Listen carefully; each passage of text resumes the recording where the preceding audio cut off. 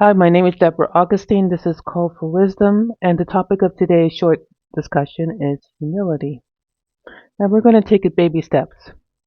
In the Hebrew culture for females, and this is my channel, it's geared towards the females, the sisters, the women who are in the faith, Torah observant women. And if you are a sister, we need to bear fruits. The number one fruit, there's so many, but the number one is humility. Why? Because it's the order of things. It's so hard to fight what the world is telling us about who we are and our ranking and our current position in the kingdom, where we are in the order of the family. And that is important for us to embrace, to accept, but also to be seeing this as a gift from the Most High, that you were born into this body as a female. And it's nothing to be ashamed of. It's nothing to be competitive with the men about. It's nothing to let the world mock you about. It is something you should embrace with your head up high. Because our Messiah himself didn't find it, he didn't find it demeaning to be considered and to humble himself all the way down to the earth as being nothing. He made himself as nothing, he said. He made himself as no report to come down and to be with us and to die for us. He humbled himself to the point of death for us. Humility is one of the fruits of the Spirit. And as Yah believing sisters, we need to learn to practice it on our day to day. Now, there's so many levels to humility, and I'm going to just give you one little drop at a time, and we're going to open the scriptures and continue that. But the general idea of headship, again, we're talking about where we stand as women in the kingdom. Where are we positioned as women in the kingdom, right? That's what we're talking about. So again, just to rehearse for those of you who don't remember, there's the Most High. Nobody higher. There's our husbands, our fathers, the ones that have spiritual headship over us. And then there is the wife or the daughter, those that the man, has under his household, under his shelter. And then after that, after us, is the children, right? And those under our headship in terms of the ones that we're managing. If you have a helper around the house that you're paying for and you're helping according to your own head, if he's given you authority over that, then you're in charge, right? Like it's all about him in terms of what he wants to give you authority over. But again, being humble about that. So what happened in the beginning? Let me tell you a story, sis. Is that our mother Eve, she messed it up from the beginning. And I'm not going to criticize her because I think we would all do the same thing. She was the purest version of us women. She was the most beautiful, I believe, too. She had everything going for her. Beautiful. Adam was probably, you know, he was wise, obviously. She was wise as well, but not wise enough. And they were growing. And yet she fell for the temptation. She fell for the temptation, not just for the apple, not just for the tree. No, no, no. It wasn't just for the tree of knowledge. Let's go deeper. She wanted to up Yah. She wanted to be higher than who she was. She wanted to surpass even Adam. And she wanted to compete with the Most High for his position. The serpent came to Eve and he tempted her and he told her that God did not want her to have the same knowledge as she had. He didn't want her to get that by eating the fruit. The serpent promised that she would get knowledge and she would know things, deep things about life. And she wanted that kind of knowledge equal to the Most High, and she wanted to surpass him.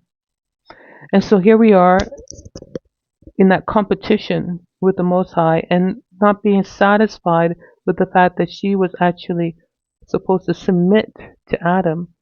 If she had a question about what the serpent said and what the serpent did, because that's his business what the serpent said and did, he sinned on his own.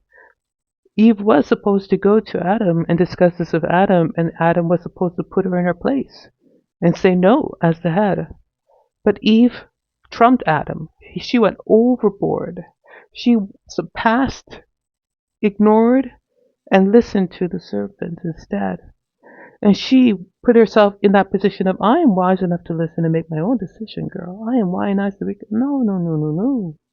And can we register with that kind of spirit?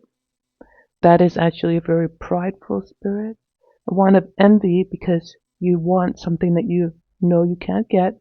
The Most High said, do not touch this, and you know you're not supposed to do it, but you feel like you have a right to it because in your lower position, you don't even want to ask the authority head above for it because you know the answer is going to be no. You know already. You're not stupid. You know. So you skip the authority and you bypass his authority to go for what you're envious for, what you're coveting. And that is his authority and the things that you have no access to in the ranking of the kingdom. So it takes humility as women to realize where we stand, where we are, where we safely are. It's a safety position as well, being under the authority of a man, dare I say. It is a safety, and it's not just a man. I'm talking about your husband or your father's household, okay? I'm not talking about the world. So don't go freaking out on me, sister. I'm not talking about being under the authority of the gangster down the road or the extreme. Every time I speak, we like to make our mind go to the extreme. Let us calm ourselves down. We are either under the authority of our father in our father's house, or those of us who have grown up and our father has passed away, we've become orphans. We are now under the authority of our husband. And if you're not married and you're still living within your family household, maybe there's somebody else who can fit that bill for you. Another male figure that fears the Most High or doesn't, but still you choose and you prayed about it to be under his authority. Because again, under his authority means under his shelter, means he has your back, means he is your umbrella. So when the rain of life falls down on us and the storms hit us, we are indoors, sisters. We're not outside in the cold. We're not outside getting blows by the wind. We're not outside in the hurricane. So it's a very secure, safer place to be as the weaker vessel. We're not men. We are not. And that's another point of humility that I'm trying to talk about here. Is the fact that we have to take away the delusion that we are equally as strong as men.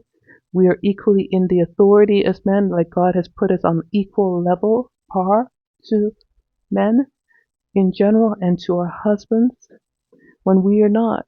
We are subordinate to them. We have to submit to them, submit to their mission and to his calling and help him. But we are protected though, because guess what, sisters? I don't know if he told you yet, but in the order of the kingdom, there's a little bit of a caveat. And we're going to go study this in the next section. We're going to go open the Bible, read about it. So bring around your Bibles about humility. But there's a next caveat, and that caveat is that when you screw up, when you make an oath that you shouldn't have made, you actually got this little, just a little thing in the law that if you are under the shelter and the covering, you can go to your shelter and your covering, that means your husband or your father, and say, tell them what you did. Said, I made this promise, I swear this oath, I made this promise and I can't keep it, or it was not a wise promise, or it was against the Most High's will for my life, and I'm in a bind. And then, because he is above you in authority, he has the right to either keep you to this promise or to set you free by it, by going to the person you promised and taking authority over that. He can actually wipe the slate clean because he is our covering in so many ways. He actually is responsible for us. The Most High actually has him accountable for us. That is a scary thing for a man, to be accountable for those under his household. Now he has to be accountable for us also in a spiritual level. He has to have our back and then intercede like a high priest, just like Jesus does, just like Jesus does, just like Yeshua does. He is our high priest. He is our shelter, first over the man and the man over us. So we got triple. We got lots of shelter. And you notice the order of things. The more vulnerable the being is, the more shelter and protection the Most High has ordained. As long as you stay under that shelter. So under the mother is the babies, the children. We know that. They're the most vulnerable. They don't even know how to read yet. They don't even know how to study. They're not under the age of accountability. They need more protection, and therefore you make sure that they are under your authority. And when they go out, I hear you talking to them and saying, you better listen to me. You better obey me because I'm your mama. Now, when the man has that same kind of authority to you as a woman, we cringe. We cringe. We don't like it. We don't like it. We want to have equal authority. We want to be in his position. And we fight for that out of the pride and the envy for it. And we have to sit with the Most High and ask him to remove the pride and the envy and the coveting of that authority from our husbands and come back as believers and say, Lord, give me a spirit of humility and acceptance of where I am, and pride also for where I am, because it's a very cozy position to be in. To be a woman is a very nice position. I do not envy my brothers. They are built for hard times. We are not built for these hard times. We can survive it, women, and it takes us to pull up our heads and be tough and stand with our husbands, but they are at the front line. Our fathers, our husbands, our brothers, they're at the front line fighting the wars while we are supporting them. But we're not at the front line. They are at the front line taking all the responsibilities, spiritually too, for our screw-ups. Just like Adam had to take responsibility for Eve's screw-ups. He didn't take the apple first, but you know what? He did after. Still, he got double the curse. We're going to go through that too in our next episode, so follow me along. But let us just pray that the Most High works in this little bit today, this little morsel of food, this little drip of IV of the Word of God and some water within. Let us just pray that we become more humble as women, humble as sisters, accepting our position under the authority of our husbands, the shelter that we have, accepting that, humbly praising the Most High for where He has secured us in, embrace us in like dads. I had a great dad, and I'm so happy that he made me feel so secure. And I'm really humbled by the fact that I was blessed with one. Most of you did not get that. So you don't even know what I'm talking about. But again, I'm speaking Hebrew for women. Hebrew 101.